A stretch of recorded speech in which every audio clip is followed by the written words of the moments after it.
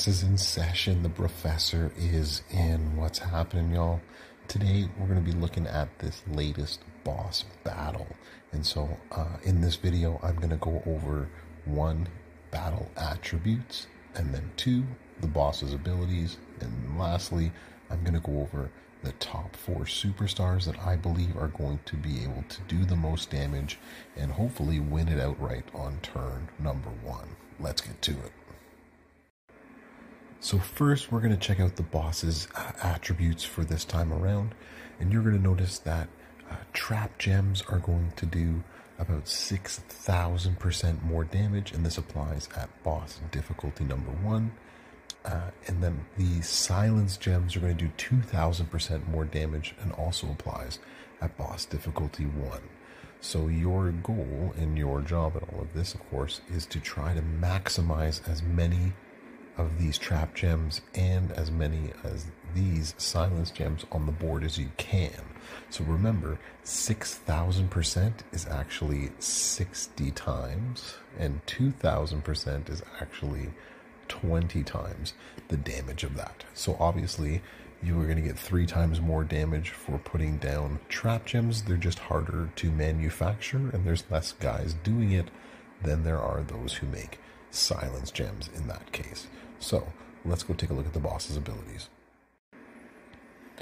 So this boss battle, what we're going to find with the boss abilities is that we're going to get 3 different turns of things happening. So turn 1, the boss is going to hit for 2.34 million damage, and that will increase for each turn that has elapsed. So once again, like we've seen in previous boss battles of late, a 5-star gold will have enough health to last at least 2 turns, depending on how well you can keep them alive. So that's going to happen every single turn. Starting at level 6 and above, the boss is going to modify all colored gems, 30 of them, into botch gems, and that'll increase all the way up to 20 to level 20 for 30 of them. So this is going to go off every turn. So every turn you're going to take damage, and every turn you're going to have botch gems put on the board. Every second turn, this buff is going to happen where the boss's move will increase by 5% for each black gem left on the board, up to 20 gems. So if you leave a lot of black gems or use a character with a lot of black gems, this is a buff that is going to affect you, and it will last for 2 turns, the damage. So you need to make sure you either break all the black gems or you use a boss breaker that will affect that, and I'll go over the boss breakers in a few minutes. So recap: turn 1, damage and botch gems; turn 2, black gem increased damage, and then on the third one, the boss is going to use a freeze move that is going to freeze 3 moves for 3 player turns.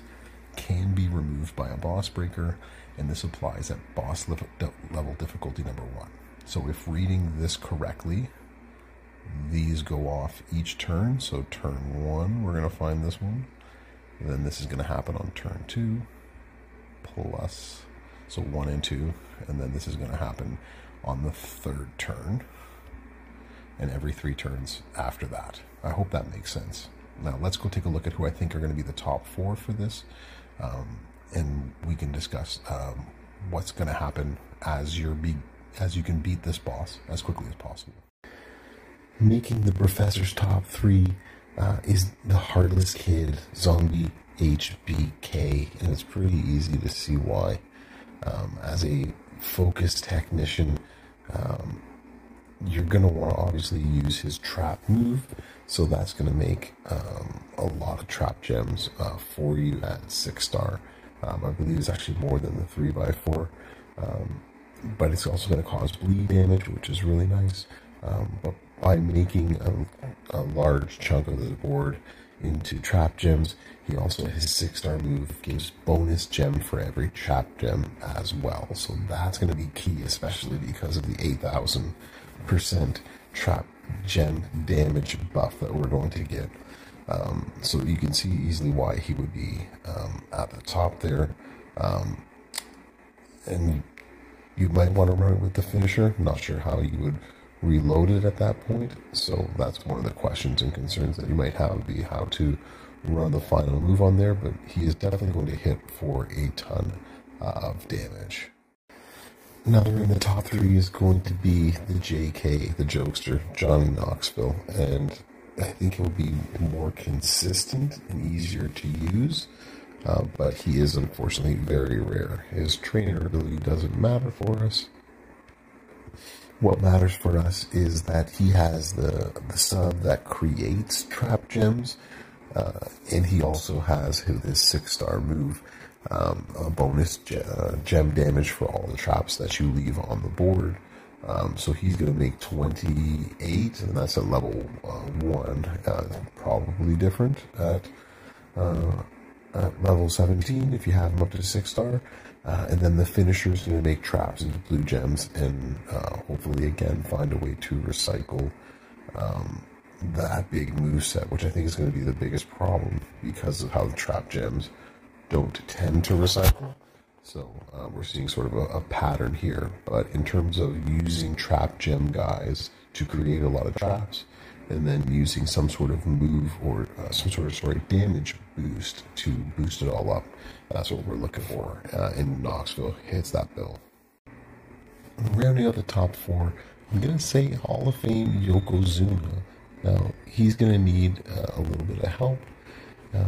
One is that you're going to need to have his gears to make him into that top level, where he's going to make 18 more silence gems. So you're going to need both of his gears in order for this to make him into that top 4. But if you do have that, I think you're going to be in good shape, especially because he's going to make a ton of silence gems, and then he's going to make silence gem damage, and then it's up to you at that point whether you want to make silence into red to reload these 2 red moves, or if you wanted to, that's actually probably how it would run. Or you can make it into blast gems too if you wanted to make the silence into blast and blow up the board.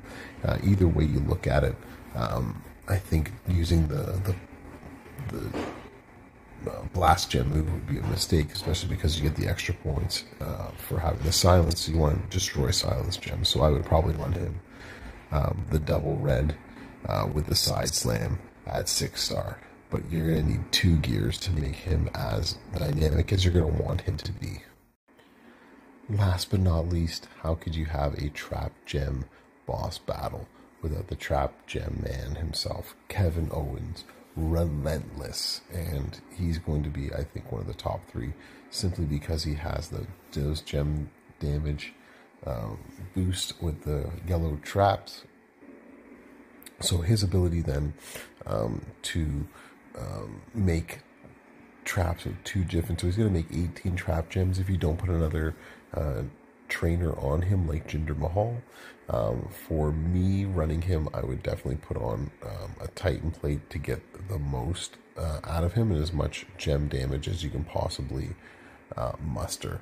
That's how I would run KO for this one. So I think he's going to be probably the best of the bunch. So since a lot of people have KO, this is actually a much more doable boss battle in that sense. So there you have it. Those are my top 3. And if you don't have those top 3, guess what? The Professor's got you covered. Stay tuned.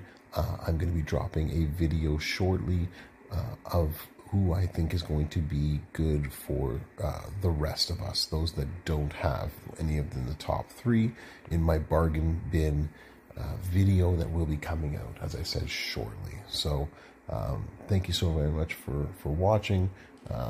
Just so that you know, if you haven't heard already, if it hasn't spread to you yet, I am on Twitch and I am streaming Brofessor _G_gaming, and hopefully we'll see you on the Twitch streams as well. Like and subscribe to the video if this is helpful for you, and good luck with that boss battle this week. Brofessor out.